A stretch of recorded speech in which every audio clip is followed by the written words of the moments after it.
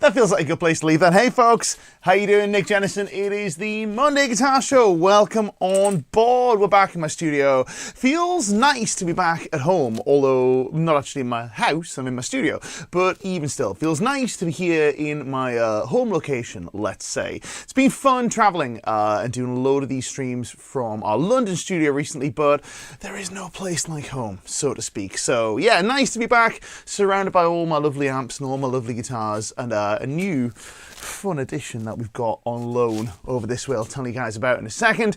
Before we do that though, before we talk about guitars and all that sort of thing, I want to welcome you on board. Thank you so much for coming on. It is lovely to see you. We do this every Monday if you're new, by the way. If it's your first time here, we hang out every Monday. We talk about the guitar. We do lessons, which is pretty cool. So free lessons every Monday where we will aim to make you a slightly better guitar player than you were when you arrived. That's the whole MO here. Basically, what we do is we attempt to move your guitar playing a little further down the road. Now, we only have an hour together, so we're somewhat limited on what we can achieve, but we have made some big strides for lots of players so far. However, if you want to learn a bit more, you can always go to licklibrary.com, which is linked down here, licklibrary.com, and specifically go check out this week's featured course, which is on the subject of music theory, specifically mapping notes. It's a really fun lesson, part of a bigger course. You should go check it out. If you want more help, that's down there. While we're on that subject, if you want more gear stuff, news, reviews, interviews, all of that good guitar player lifestyle thing that we like, well, go to guitarinteractivemagazine.com, which is down here, our other sponsor for the day. Guitarinteractivemagazine.com, licklibrary.com. It is, it's a pleasure to represent these two fabulous brands. And without further ado, let's get into the comment section. Let's see how everybody's getting on. We've got lots of our regular streamers in the house. Let's begin by saying hello to our regular first man through the door. Marcin is always the first one here with very few notable exceptions, and today he is we're not going to say beating his personal record, but it took us a while to get the stream live today. There were some technical issues that we had to contend with, but we're here now. But as soon as the stream went up, Marcin was first in the door with a comment. Timothy Appling is in the house. Lovely to see you. PJ is also here, as is Sacred Godslayer, our Italian Shred correspondent. Helmet Strap is in the house. Larry Warren is here, saying it's Remembrance Day here in Canada, also here in the UK. Thank a veteran. Absolutely, yeah. Thank a veteran for the service. Our sound engineer, Eric, Warrant Officer Eric Haley, now retired. He's been retired for a while, but he was a long-serving member of the British Army. So we thanked him for a service at the gig last night, which was cool, and everybody give him a big round of applause. Absolutely, yeah. Important to remember the massive sacrifices our veterans have made. Same goes for you folks in Canada and also you folks in the US as well. So yes, thank you, veteran, for the service today. If you're in the UK, we do poppies here, which is a nice way to show your support and show your love. Anyway, who else do we have in the house? Let's see. Connor's tuning in. Connor, it's great to see you. Fabulous guitar player, collector of fine guitar players, I think. Connor's got selfies with all of the guitar players I admire, which is very cool indeed. Supernatural 9R is back in the house. It's been a minute, right? Thank you so much for coming back on board. Thanks for your comment. It's lovely to see you. Steve McD is here.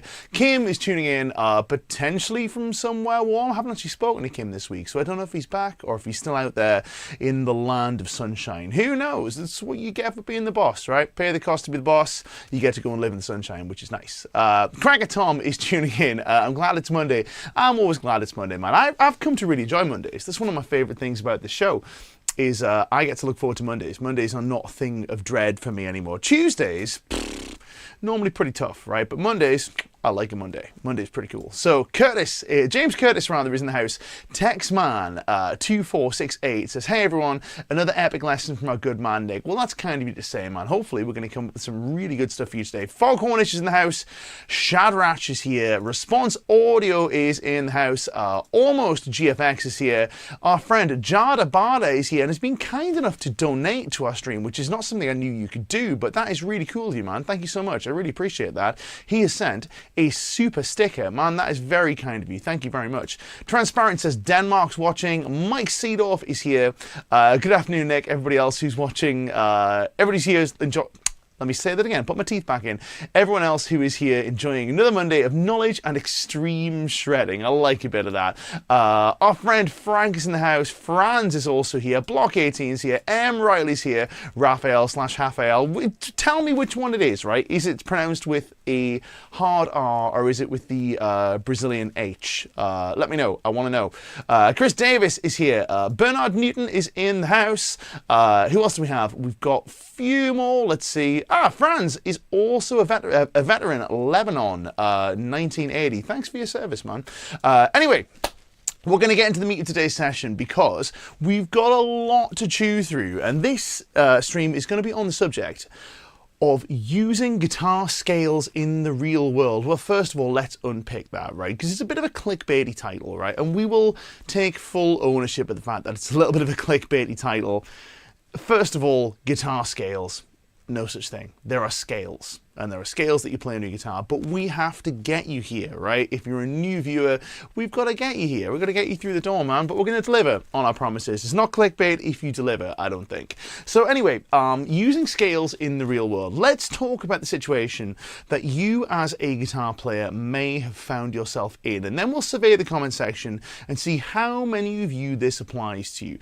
Is this you? Are you a guitar player who knows a ton of scale shapes, or knows at least a handful of scale shapes, but maybe you only know how to make music with one of them? Or maybe you only know how to make music with just a handful of them, and there are lots of scales that you've learned, and you go,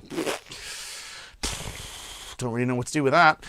Maybe you've had this situation where you've sat and you've learned all of these 3-note per string scales, for example. These are really good fun. Where you've gone, okay, I'm going to learn my 3-note per string scales in F.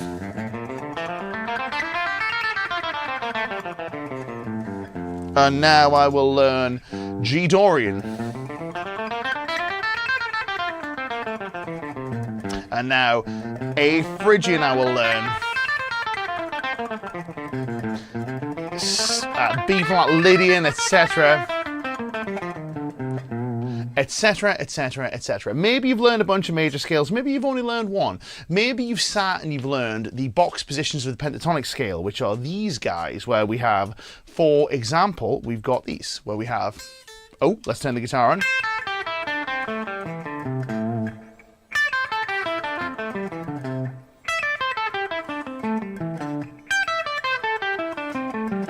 And so on and so forth. You've learned all these shapes and you sat perhaps going, now what? Now what do I do with them? Well, our mission today is to show you how to apply this stuff in the real world. And we're going to begin by taking, well, we'll take two approaches on this. We're going to take a technical approach and a musical approach. So that's not to say the technical approach is not musical, and not to say that the musical approach doesn't require technique. Far from it. It requires both.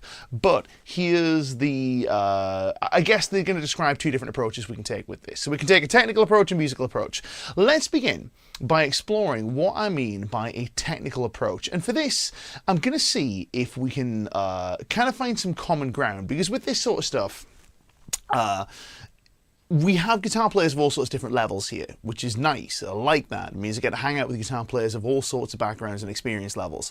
But it also means that we have to make these things applicable to everybody. So we're going to see if we can find some scales that we can all play. Now, in the intro, I was playing along with a classic rock backing track in C, but we're going to switch that out. We're going to switch it out for a track in the key of E minor, which is going to translate as G major. This is going to be our big hair backing track from last week. I like this track a lot. as a way of that's the track blasting away to itself, as a way of demonstrating these things. So what I'm going to do first of all is I'm going to show you guys a 3-note per string scale shape, and we'll see if we can play this together. So this scale shape in particular is going to be functioning as E minor. It's going to be functioning as E Aeolian, but the scale in isolation you might think of as G major or G Ionian. Either is fine, however you want to conceive, what's the word? However you want to think about this. I'm struggling over my words today. That is not like me, but never still. Never still, I'm doing it again. Right, reset, start that word business again. So, however you want to conceptualize this, that's the word I'm looking for, is fine by me. The scale shape is going to go as follows. We play 3, 5, 7 on the lower string, 3, 5, 7 on the A string, 3, 4, 5, 7 on the D string, 4, 5, 7 on G, 5, 7, 8, 5, 7, 8 on the B, and high E. Now we're going to get into some technical approaches we can use to play these scales, but we have some musical focused approaches too that are coming, so fear not. Now, let's begin by just playing the scale. Just a little bit of air in here. It's getting a bit warm in this room with all these amps that are on. Let's try this real quick. We're going to start with 3, 5, 7s on the bottom strings. Now, I'm sure that's working for you, but on our next few strings, we're going to play 4, 5, 7.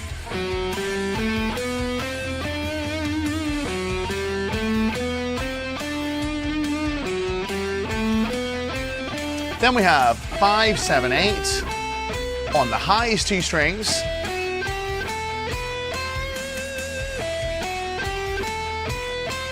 So I think with this scale,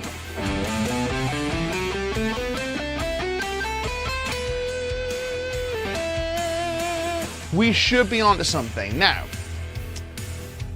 let's talk about one potential approach for using this in a real-world setting, which is to use the technical structure of the scale to our advantage. What do I mean by this? Well, this particular type of scale is what we refer to as a 3-note per scale fingering shape. Now, this works with any kind of scale shape. It works with cage shapes. It also works with pentatonic shapes, but we're going to do it with this one first. I'll give you some pentatonic examples in a moment. Now, what we can take a look at here is we can take a look at the number of notes that are on each string, and we can use this, again, to our advantage. So what do we have here? We have a 3-note scale, 3 notes on our low string, 3 notes on our A string, 3 notes on every string. So what we can do here is we can take these 3 notes on each string and we can assign each one a value, not a musical value, but a technical value. And the technical value we could think of as first finger, one of the middle fingers and 4th fingers, but it's probably easier for us to think about them as low, middle and high. So what you might play is, instead of playing this, etc., you might think about playing the low note, the middle note, and the high note on any given string. There's the low note, middle note, high note, low note, middle note, high note, low note, middle note, high note, low, middle, high, low, middle, high, low, middle, high, etc., etc., etc. Now, with this, what we can do is we can now take this same scale and we can start to conceptualize it in terms of whether we're playing the low note, the middle note, or the high note on a given string. And this gives us the capacity to create sequences. Now, one of the things with sequences is that sequences inherently sound musical. I like sequences a lot for this reason. They sound inherently musical because they're something that we can make sense of. Now, what I'm going to do is I'm going to play some noodles, and then I'm going to play some sequences. Right? And you'll see what I mean when we start to sequence these ideas. You'll see how it starts to make a lot more sense to your ear. Now, let's begin with a typical scale wander, a noodle around the E minor scale using this fingering shape. Take a listen and hear what it sounds like. This is our noodle, so we go like this.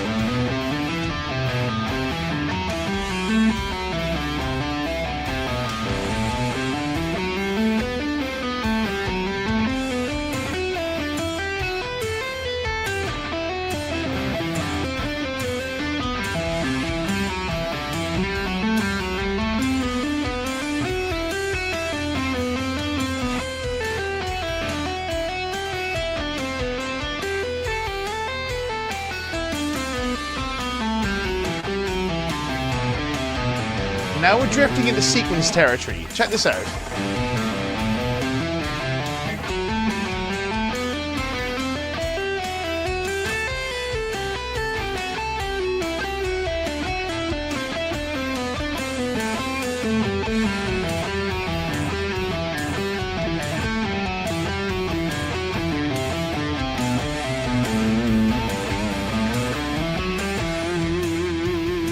Notice how, when we stopped noodling, the noodle was fun, but notice when we stopped noodling and started playing a sequence or a bunch of sequences that make musical sense, i.e. they have a thread to them, they have a predictable quality to them, you are able to latch onto them a little more easily with your ear. Now, this is not to say that predictability is always the right thing to do with your playing, but in this case it is a way of making scales sound more musical. It gives us an ability to predict what the player is going to do as a listener, and that allows us to go on a journey with the player.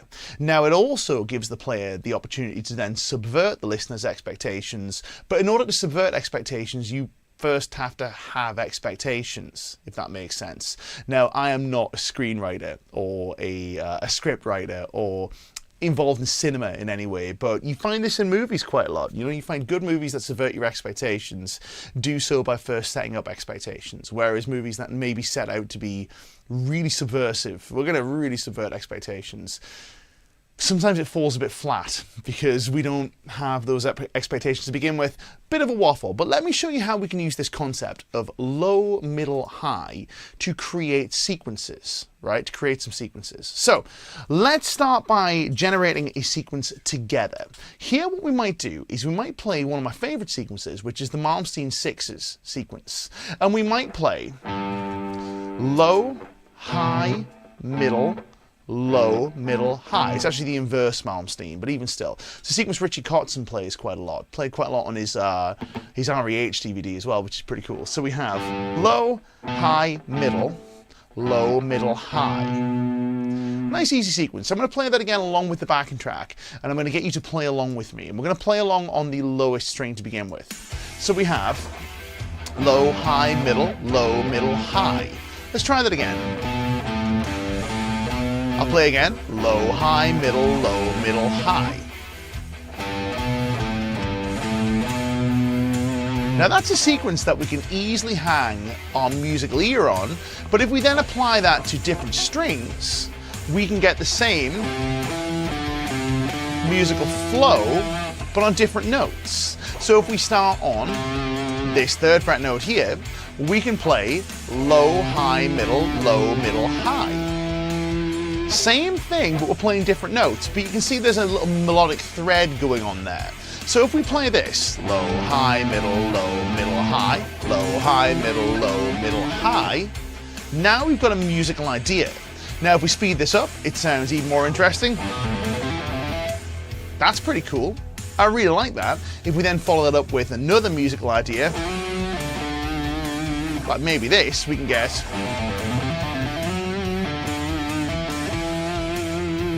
that's a lot of fun, and it gives us fertile ground for repetition. Now, as a few folks have said, repetition legitimizes. So let's carry on repeating this across all of our strings. Let's try playing low, high, middle, high. That's on a D string. Same thing on the G string. Low, high, middle, high. Same thing on the B string. Same thing on the E string. Let's sequence this like this. We're going to play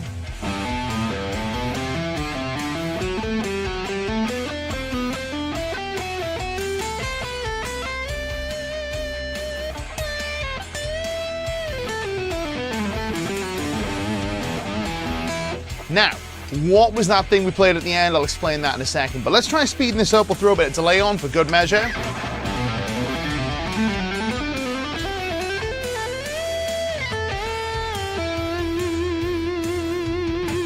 Little flourish at the end, but that sounds really cool. Now, That is a rudimentary example of a sequence using this concept of lows, middles, and highs, but we don't have to stick with these rudimentary ideas. We can create all sorts of sequences. And one of my favorite things to do with this is to take sequences that are, they don't necessarily repeat evenly, let's say, across the bar, or repeat evenly across a measure. Now this is a 6-note sequence, and 6th-note sequences, we've got some questions about the speed we're playing at. Unfortunately, this StreamYard's doing a weird thing today where it's displaying Facebook comments as Facebook user. Apparently they're on the subject.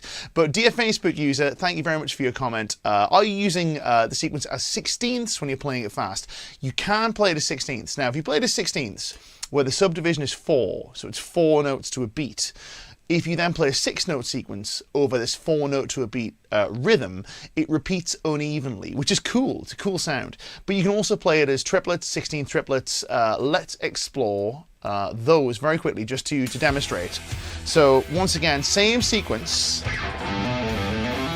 as triplets.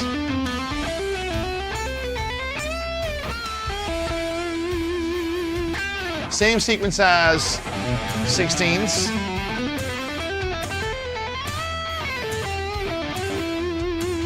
Same sequence as sextuplets.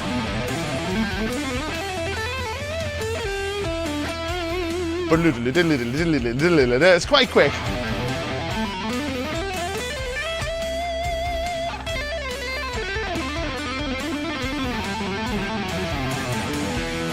And on we go. Wow, got very shreddy very quickly there. So that's what we're doing with that. Now, we're not here to shred, although shred is also fun. Once we have several of these sequences at our disposal, we can start to mix these sequences to create a little bit of unpredictability in the playing. Now, this has sometimes been sold as oh, we'll just do this and then you know how to play scales. This is not the be all and end all of it. I think I saw one lesson where somebody said something along the lines of, here are 2 sequences, just play these and then you're fine. You don't need to play anything else. I'm like, maybe not. But even still, it's definitely a valuable thing to have in your toolkit. It's just not the only thing that we have in our toolkit. And we have another approach we're going to explore in a second, which is more note choice driven, let's say. This is more technically driven, let's say. So, going a little further with this, right? What if we take the idea, instead of blending several sequences, what if we take the idea of sequences that cross strings, or sequences that go across several strings? Now, one of the most obvious ones here is the classic Paul Gilbert sequence, which sounds like this. But we could express as low, middle, high, low on the next string, high, middle, low, middle, high, low on the next string, high, middle. Now that we could play in several forms. We could play it like this.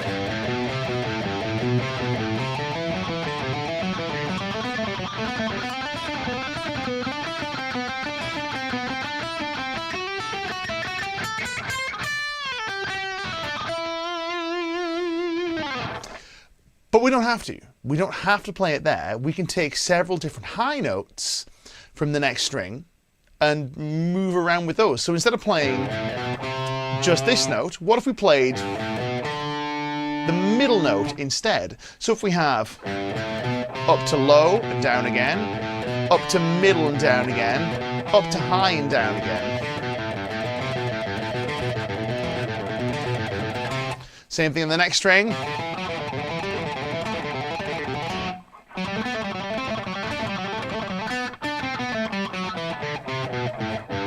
That's one example, but we can do other things too. Now these are very shreddy, but we don't have to shred with this stuff. What about if we were to play a sequence that maybe ran something like this? Low, high, middle, low, middle, high on the next string.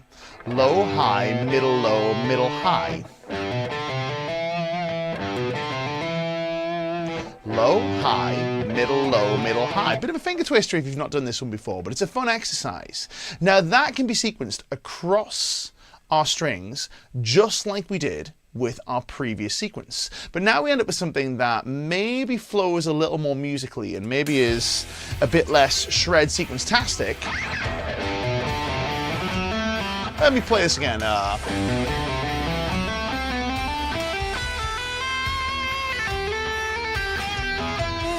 Now there I'm playing it here.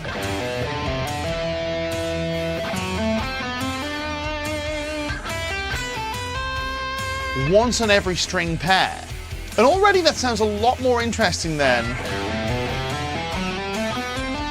just running our scale up and down.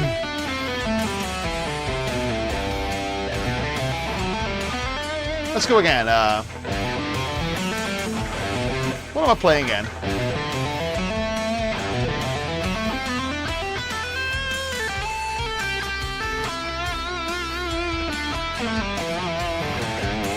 Very cool sequence. Now, I'm sure with this you can see how, you know, your imagination is the limiting factor here. Like, whatever sequences you can conceive of, you can start to sequence up and down on these 3-note per string scales. But it's not just 3-note per string scales we can do this with. We can do it with all sorts of scales. We can do it with pentatonic scales. So pentatonic scales, a good example of that might be if we took the same sequence and applied it to an A minor pentatonic. A minor pentatonic's a lot of fun. So I'm going to find an A minor pentatonic backing track.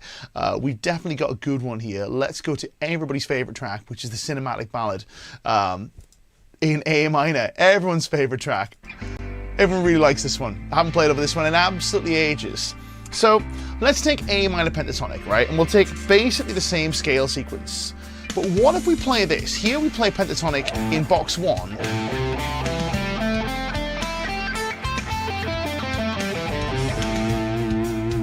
Here we have 2 notes, which are low and high. And then low and high on our next string. But we can play the same sequence, which is low, high, middle, low, middle, high. You can see where I'm going with this by allowing ourselves an extra note on top of our pentatonic scale. So on top of this, we could play the pentatonic scale from the next box position. So we could play this. We could play low, high, middle, we'll call it middle. We'll call pentatonic notes low and high. So we play a low, high, high, low, high, next box position.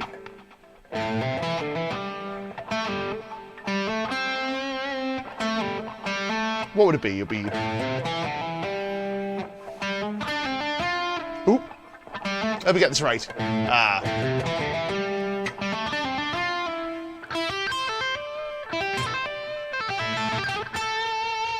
Lots of fun. Now, for those folks saying, I'm not comfortable with the 3-note per string pentatonic, says Transparent, don't worry, we've got another way we can skin this, right? So we can play this. This would be an example of what we're playing here.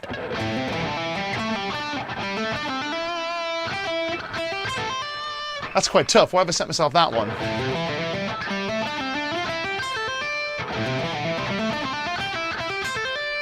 That's fun.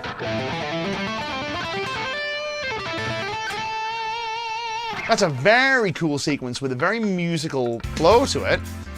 A little tricky, admittedly, but that's okay.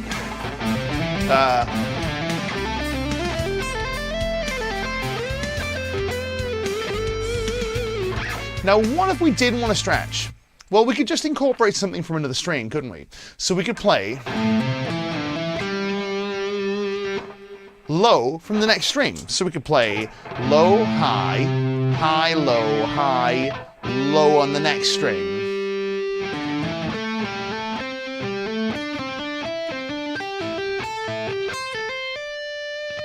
And suddenly we have slash, right? We have this. Much easier, and also basically the same set of notes.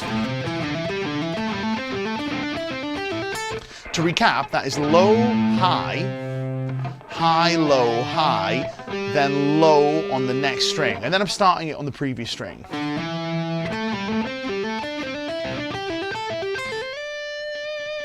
Where do we get to next? Well, I'll go up to the next scale shape. So it works in pentatonics too, right? Let's take a look at that.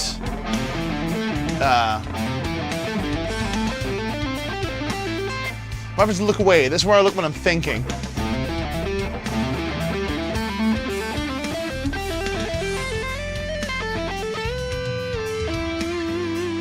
Lots of fun. Now, taking this to its logical extreme, what we can do is we can then take the same ideas, the same sequencing ideas, and we can sequence them across multiple 3-note per string shapes that overlap. So if you know your 3-note per string scale shapes, but don't know what to do with them, a fun thing to do is to take a single sequence and play through them.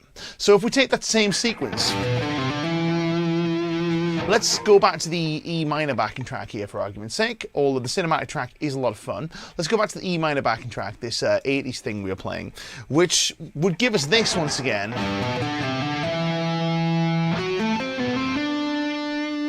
Now we don't have to play it in this one shape, we can play it in all of the adjacent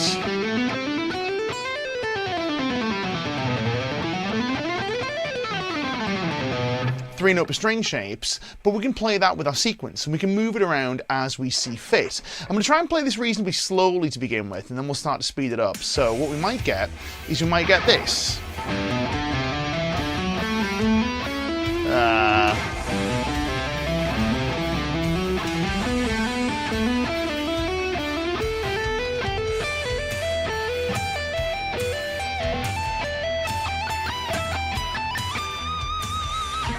Lots of fun, just moving that arbitrarily up and down the scale.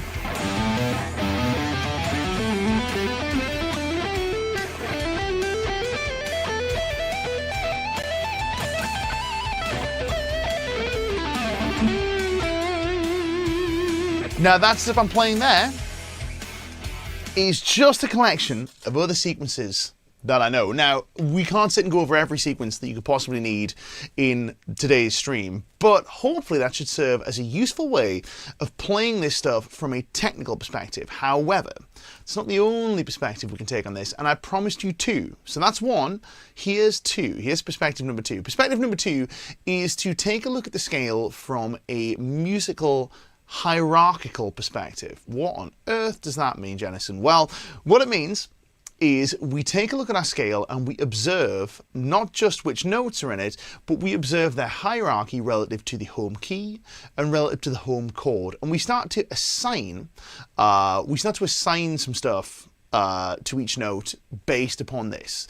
Let me show you an example. So let's use the example of the A minor pentatonic scale, the venerable A minor pentatonic scale that we have all played 1,000 times. Now, how many times have you sat and wandered up and down the pentatonic scale to get this, right? I'll do a little pentatonic wander. I hear this all the time, most of the students who I'm introducing this to for the first time. And there's nothing wrong with exploring this just by wandering. You don't have to know where you're going to have a good time. You can sit and play this to your heart's content.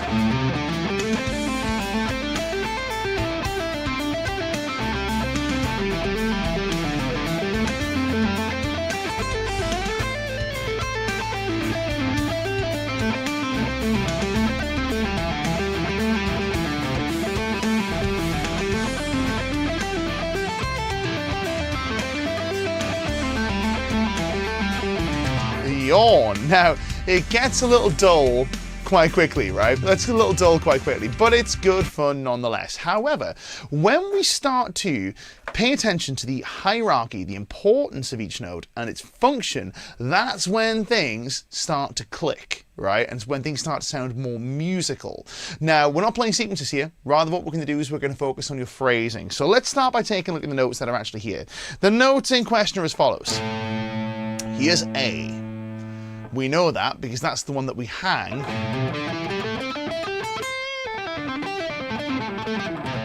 our pentatonic shape on. We go, there's A, this makes it A minor pentatonic as opposed to X minor pentatonic. Algebra, anyone? Anyway, never mind. So yeah, that's why we hang our A, that's why we know where that is. We also know that there's another A here. You probably know that there is an A here as well. So A, A, A. Now what this tells us, even if we just use these A's as our example, this gives us two flavors of note in the pentatonic scale. It gives us the A and it gives us everything else. Now this is enough to begin with, right? Just understanding where the root note of your scale is a strong beginning, because what it gives you the capacity to do is to create light and shade and movement in your playing by alternating between root notes and any other scale note. Now, we'll get deeper into this as we go forward with this, but this is where we'll begin. And we're going to jam with this. So if you don't have your guitars, grab your guitars, because we're going to explore this together. And I'm going to give you a chance to play this time around, rather than me just blasting sequences at you. So let's play some phrases. We are going to phrase with A as our target, as our focus, where we're going to land all of our phrases. We're going to pick an A, we're going to finish there, versus trying to finish the phrase anywhere but an A. The A is lava, to paraphrase Sam Bell, and lots of other folks too, but definitely Sam. I always think of Sam when the is lava thing comes up. The A is sharks. Anyway, so let's take a look and see what's going on with this. So I'm going to do some phrases where I alternate between landing on anything but an A and then landing on an A. And notice how the A feels very settled and the other notes feel less settled. So that's not an A.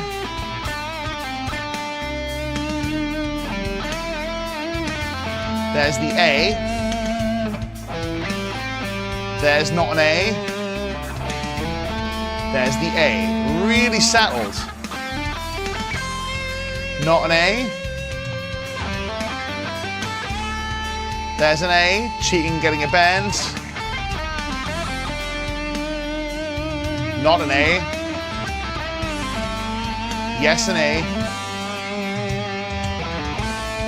There's an A. Now this is at the heart of music, which is what some people refer to as tension and resolution. Tension and resolution. I prefer to think about it in terms of stability and instability. We're contrasting stable sounds, the A, versus unstable sounds. And we're going to jam this together, right? So your objective is to play a phrase that doesn't finish up on that A versus a phrase that does. We're going to be conscious about this. You can play whatever you like, but this is what we're trying to do. So I'm going to go with a non-A phrase.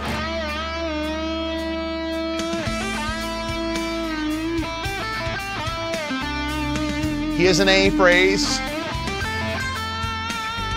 Your turn. Give me a non-A phrase. Now give me an A phrase. I'll go again. Non-A. Yes, A. Your turn. Non-A. Non-A. What a strange thing to say. Now an A phrase. Now, the next level with this stuff is to take a listen to what's going on in the backing track. Take a listen to what's going on around you and contrast the tension in your own phrases or match the tension in your own phrases to the tension in the track. But that's another story. So you can hear in this track what we've got is two chords. The chords are A minor, very settled, F major, less settled, A minor, very settled, D sus, less settled again. Actually, it's D minor 9, less settled. A minor, G, not very settled. A minor, oh D, I beg your pardon, less settled in a different way. G, less settled. Oh, sorry, F's my mistake. There's G. You can hear the movement from settled to unsettled. We can either match this with our playing or we can rebel against it. We can do the opposite. Either is cool. It's up to you to experiment with this. Now, we understand where these A's are, but we have notes of all different hierarchies going on here. Let's go a little deeper with this and let's explore some of the notes that are maybe a bit hierarchically more important in our pentatonic scale, which are the triad notes. Now, Nick Harrison has rightly pointed out that the minor pentatonic is a, for want of a better word, it's a minor arpeggio in its Sunday best. It's a minor arpeggio with bits bolted to it, if that makes sense. It is the New York cheesecake with berries and stuff on top. This is the cheesecake. These are the berries. What do I mean by that? Well, let's take a look at the notes that are in an A minor triad. An A minor triad is this chord, for the unfamiliar. Also this chord. It contains the notes A, C, and E, which as far as our pentatonic scale is concerned, are the root, the flat third, and the fifth. So now we have root, flat third, fifth, root, There's our flat third, there's our fifth, there's our root, there's our flat third. But Nick, I hear you say, what about the other notes? Well, the other notes in our pentatonic scale fall into the pentatonic formula, which is root, flat third, fourth, fifth, flat seven. I'll say that again, root, flat third, fourth, fifth, flat seven. This means we now have two sets of notes we can contrast against each other. We have the triad notes, which are root, flat third, and fifth. In this case, all A's, all C's, and all E's. And we have the non-triad notes, which are D's and G's in this case, but really best thought of as fourth and flat seven. Now these have different kinds of musical weight to them. Let me show you what I'm talking about. So, if I play some phrases that finish on triad notes, there's a triad note. It's not the A, but it still feels pretty settled. There's a triad note. Still feels quite settled. But as soon as I play this non-triad note, like this 4, it really feels like it wants to go somewhere. Like there, or like this. Or like this. Same is true with the flat 7. That feels like it urgently wants to go to here. Or urgently wants to go to here. So now what we've got within our pentatonic scale is we have 3 levels of tension that we can create within our pentatonic scale.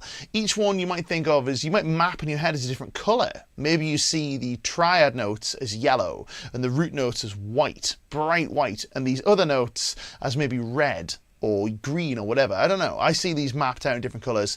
Maybe I have synesthesia, probably not. But you know, maybe I've just seen too many colored scale diagrams over the years. That's probably more likely. So anyway, we have our triad notes, our non-triad notes. What's the other level? The other level is the root note. It's the A. So we have A, which is our most settled note. We have C and E, which are the next in terms of settledness. They're our triad notes. Down here, we have non-triad notes, which are the fourth and the flat 7, our D and our G in this context. Even less settled again. And we've only played the pentatonic scale. And now we have a sense not just of which notes are legal to play, but what they all do. And this is really important for playing musically with scales, because a scale is not, this is going to sound like a strange thing to say, a scale is not just a collection of legal notes that you are permitted to play. It is a map, it's a shorthand for finding this collection of notes that together makes the sound of the pentatonic scale. But within the pentatonic scale, there are layers, like a cake or like an ogre, if that makes sense. Now, Shadrach is asking the right question. When the chord changes, does the triad settled notes change? Yes and no. Yes and no. It depends on the nature of the music you're playing over. So if we're playing in, let's call it non-functional harmony, if we're playing fusion, let's say, where every chord is an island, then yes, absolutely it does. If we're playing rock music, where we tend to have chords from a key, let's say, and we tend to observe music as, or rock music, pop music, etc., as having a tonal sender being in the key of A minor, let's say, in that instance, yes and no. Yes and no. The A still feels like the most settled note, in my opinion, even over G, which is weird. Strange, right? It feels like the most settled as far as a melody note. I think this is genre dependent. Certainly in blues, this is a really interesting thing, because in blues, the A, despite being the fifth rather of the 4 chord, let's say we play a 12-bar blues, the A, the root note, 12-bar blues in A, is still the most settled note, even over D. It still feels like the home note. It's a weird one, right? It's a weird observation. So it depends. It depends on the style of music. Sometimes yes, sometimes no. However, we could also say that because some chords are unsettled by comparison, or unstable by comparison, maybe the stable notes sound more appropriately unstable. I don't know. Conjecture at this point. But yes, it does and it doesn't. But for our example today, we're going to say we'll not worry about that. But you could definitely go down that road. It's a good question. You're asking the right questions here, man. And also, play it and form an opinion, right? Form an opinion on this. You're allowed to have opinions, and you're allowed to have opinions that are different to mine. I have different opinions to lots of other players that I admire, if that makes sense. So, anyway, let's get at this, because now we have levels to this stuff. We have triads, we have root notes, we have non-triad notes, but there are more. There are all of the other notes as well. So the other notes we might take a look at as the, let's call them the diatonic notes. So we're playing in the key of A minor, and our pentatonic scale maps to A minor. It lives within the A minor scale. You'll notice that our formula in the pentatonic scale was root, flat third, fourth, fifth, flat seven. No mention of a 2 and no mention of a 6. They've been omitted like disgraced family members. But they're not disgraced, they're just maybe a little bit more unstable than some of the others. I'm sure we all have family members like that. Anyway, or certainly friends. Anyway, what we can take a look at here is we can take a look at the 2nd and the 6th, which are usually, in most cases, more flavoursome still, or more unsettled still than our pentatonic notes. So now we have this hierarchy of root note, triad, pentatonic, diatonic, being 7 notes. Where are we going to find those? Well, a nice easy place that I keep coming back to for this. There's a 6. There's a 2 or a 9.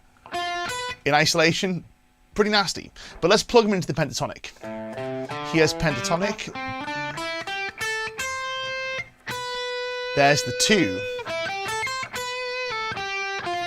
There's the 6. In this case, it's 2 and flat 6.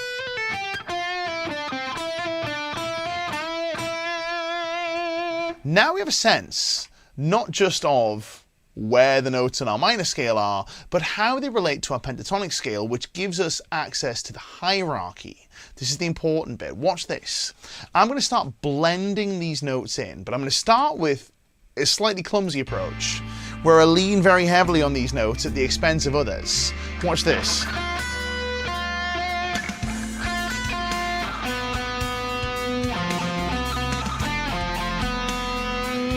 Yak. I promise you they are scale notes that are allowed.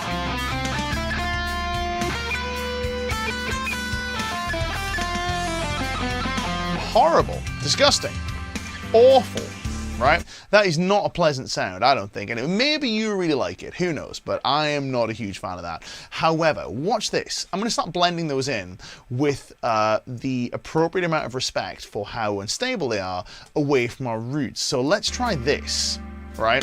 Here's pentatonic.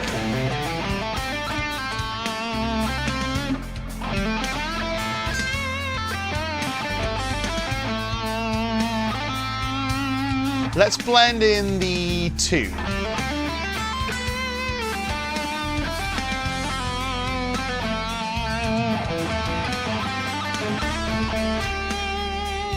Let's blend in the 6.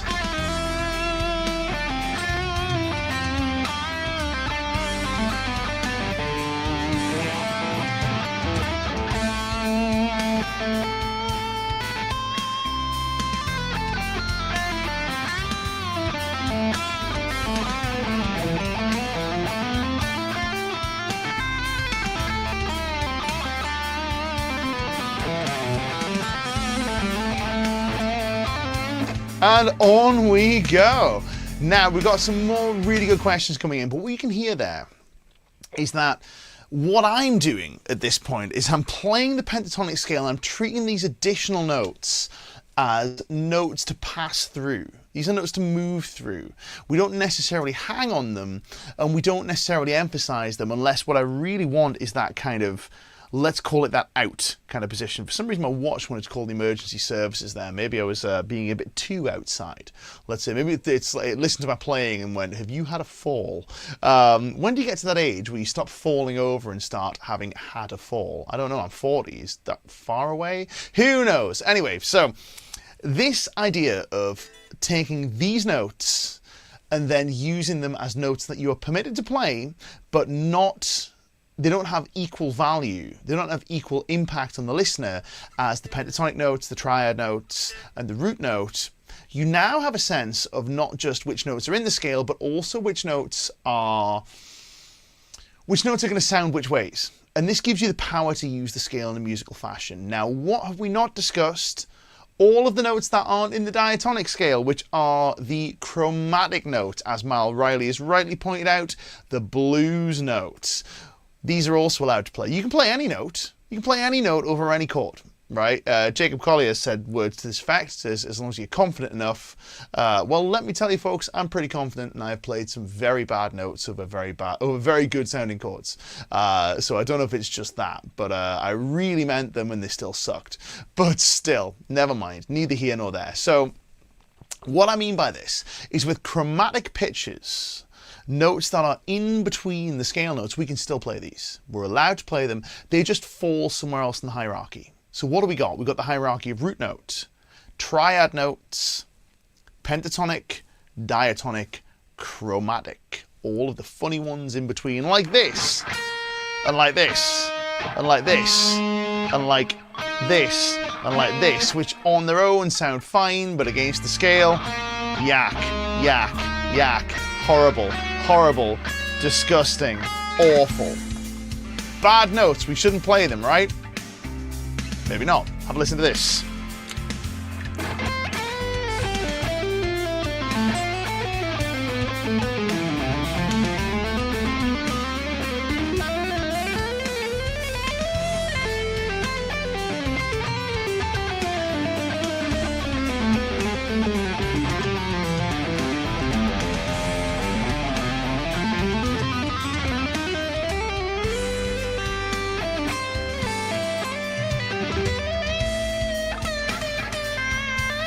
Is it limited to shred? No. What about this?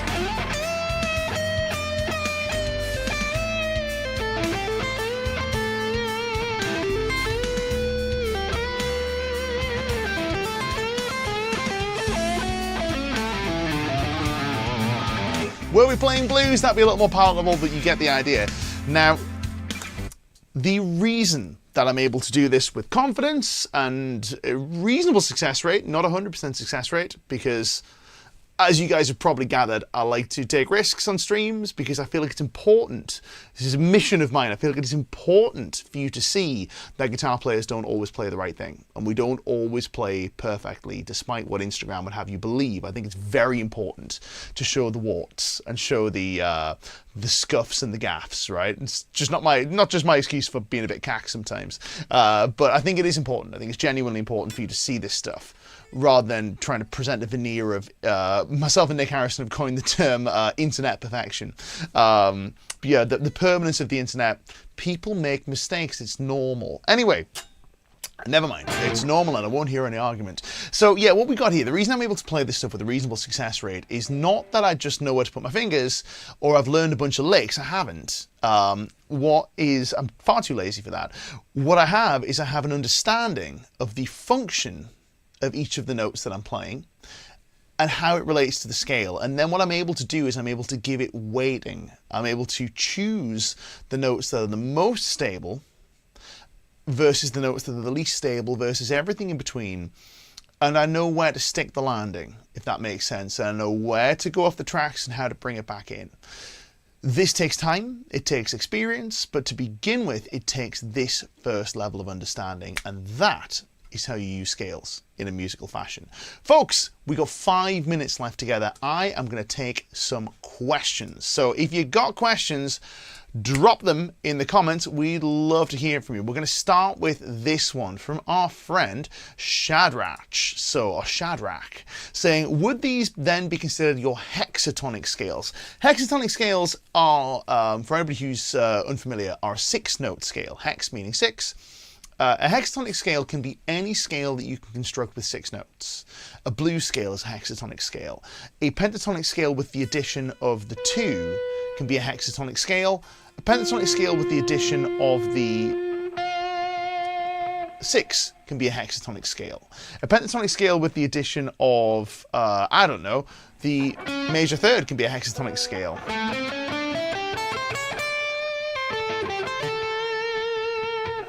I think hexatonics are just a useful construct that we can pull out in the heat of battle, let's say. So maybe we go, with hexatonic, maybe we take this approach of, I don't know, maybe we go like momentarily I want a halfway house between pentatonic and diatonic, so I'm going to construct a hexatonic scale here. It's quite rare that I'll think specifically in hexatonics. I think more about either taking a pentatonic and adding something, or taking a diatonic scale and subtracting something. So that might be the way to think about that. But yeah, it could definitely count that way. Transparent says, takes experience to land on your feet. Certainly does, but the only way to get experience is to try. And the best thing about playing guitar is nobody gets hurt. If you make bad mistakes, so what? Nobody gets hurt. It's nice. Okay, entertained. I like that. Very nice. Are you not entertained? With a little gladiator in the bottom corner. Says, hey Nick, a question. Do you hear each cycle of sequence on each string as a new mode, like moving through the cycle of fourths, or is it too fast for modes? I don't hear it as new modes, but it's a very good question. So when we're playing these sequences, what I hear is I tend to hear the I guess the important tones. So an example of this would be if we took this sequence, let's take this one here in the key of A minor.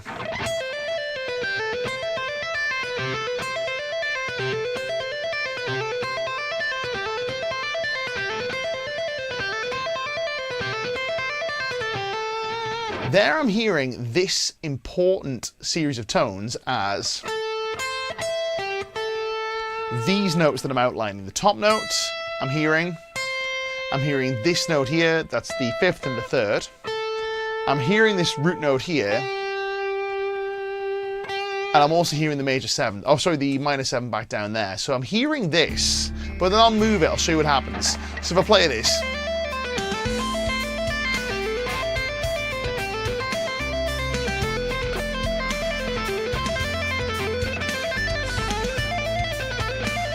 So there what I'm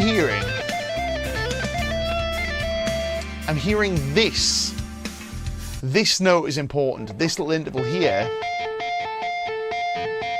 So that in turn sounds to me like an F major chord. There's the F, there's its 3rd. So I'm hearing this little F major construct in here.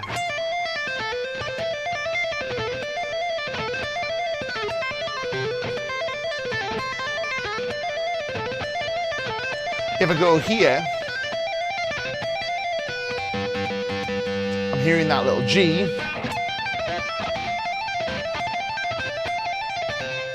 That could either be A minor, it could be F, but I'm hearing something. I'm hearing the important notes that stick out as we move through. Now, these will vary depending upon the sequence. It'll vary depending upon which groupings of notes you decide to play the sequence on, but it's a very good question. I'm not really perceiving them as new modes, like, oh, here's Dorian, here's Phrygian, etc., unless the tonality of the track changes. For example, if I decide to Dorianize that D chord, which might be challenging because I think the D has an F in it, but I'll try it anyway. Let's see if it works.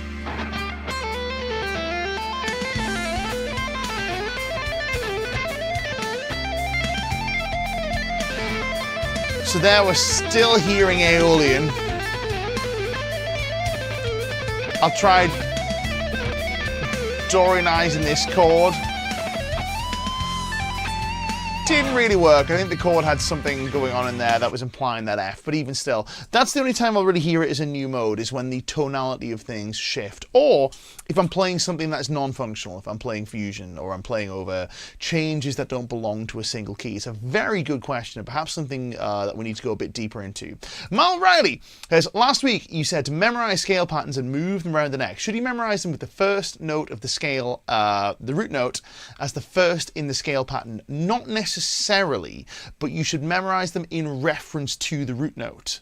So let me show you what I'm talking about. So reference to the root note would be something like this. If we took this A minor pentatonic scale, we can play this portion of the minor pentatonic scale.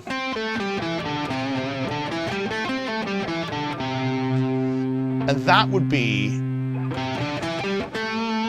an example of the bottom part of box 2. But here what I'm playing is flat 3, 4, 5, flat 7, root, flat 3.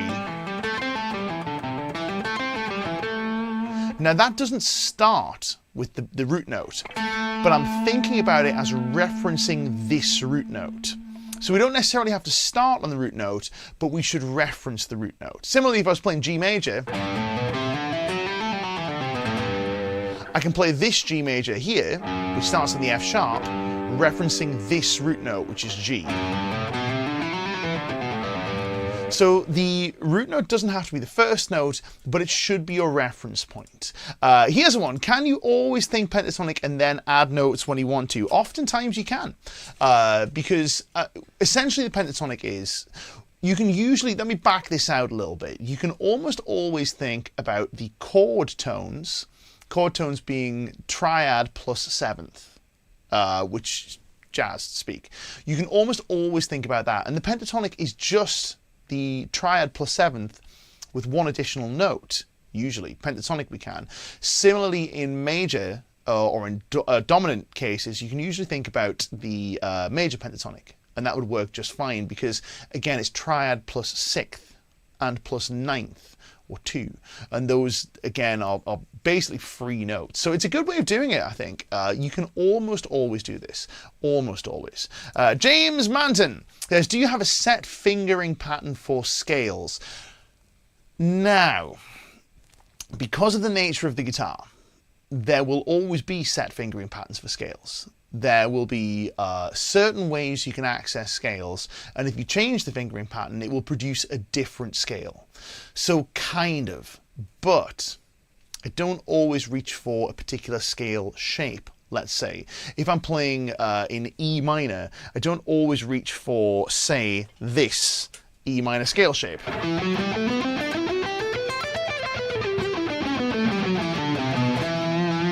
What I'm doing instead is I'm visualizing where all my E's are.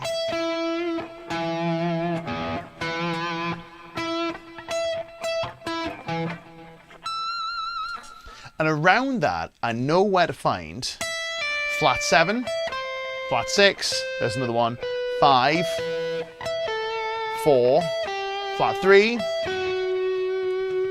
2, and then back to my root. So I know how to find this.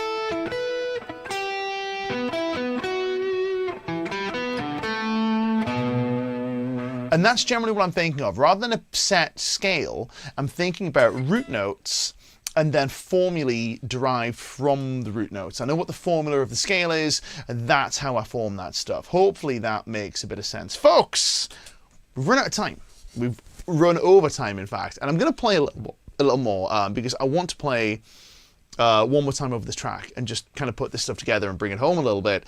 But fear not, we have 2 more streams on the subject of scales, and we're doing them on Monday and then Monday because we do this every Monday. If you haven't done so already, do us a favor, go to the links down below, go check out the course that's linked.